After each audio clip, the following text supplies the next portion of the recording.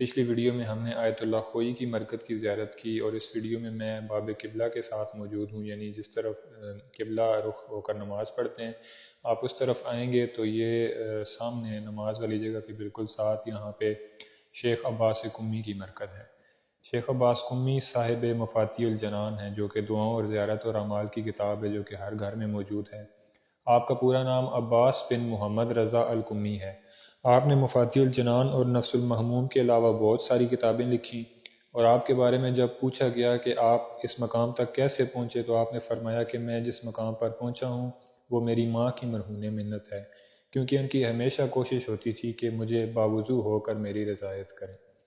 شیخ قمی کے دو طالب علم بیان کرتے ہیں کہ ہم فجر سے پہلے مولا امام رضا علیہ السلام کے حرم جایا کرتے تھے، اور اتنا اندھیرا ہوتا تھا کہ ہم ایک دوسرے کو بھی نہیں دیکھ پاتے تھے۔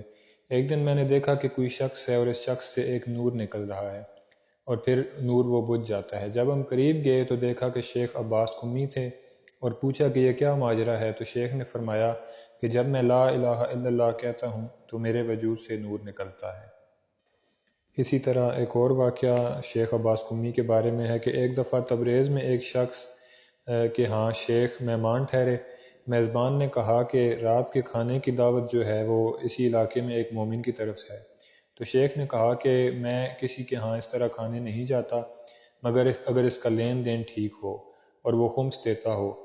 تو وہ شخص کہتا ہے کہ میں نے یقین دلایا کہ وہ بڑا اچھا مومن ہے اور اس کے تمام معاملات درست ہیں۔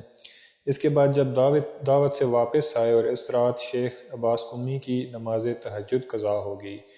فجر کے بعد انہوں نے اس میزبان کو بلایا اور کہا کہ تم نے تو مجھے برباد کر دیا، میں جب سے طالب علم بنا ہوں میری نماز شب کبھی قضا نہیں ہوئی۔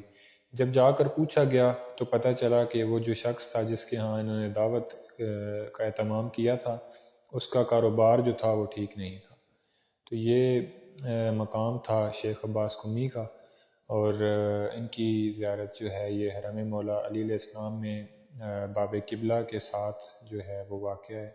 باب قبلہ کی طرف آنے کا آسان طریقہ یہی ہوتا ہے کہ آپ دیکھیں کہ لوگ کس طرف رخ کر کے نماز پڑھ رہے ہیں اور اس رخ پہ چل پڑیں تو آپ باب قبلہ کے پاس پہنچ جائیں گے۔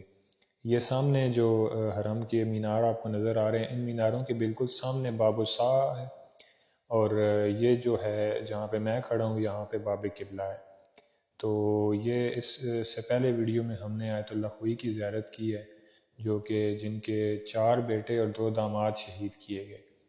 تو ان علماء کی بہت محنت ہے، بہت قربانیاں ہیں، بہت مصائب انہوں نے دیکھے ہیں اور بہت محنت کی ہے دین کے لیے، تو ان کی لازمی آپ مرکز کی زیارت کیا کریں اور یہاں پر فاتحہ خوانی کیا کریں۔ یہاں پر شیخ عباس قمی کی مرکز کا صرف ایک نشان بنایا گیا ہے، تو یہاں پہ آپ آ کے فاتحہ خوانی کر سکتے ہیں۔ انشاءاللہ آئندہ ویڈیو میں مزید علماء کی زیارت کے ساتھ آپ کی خدمت میں حاضر ہوں گا۔ والسلام علیکم ورحمۃ اللہ وبرکاتہ۔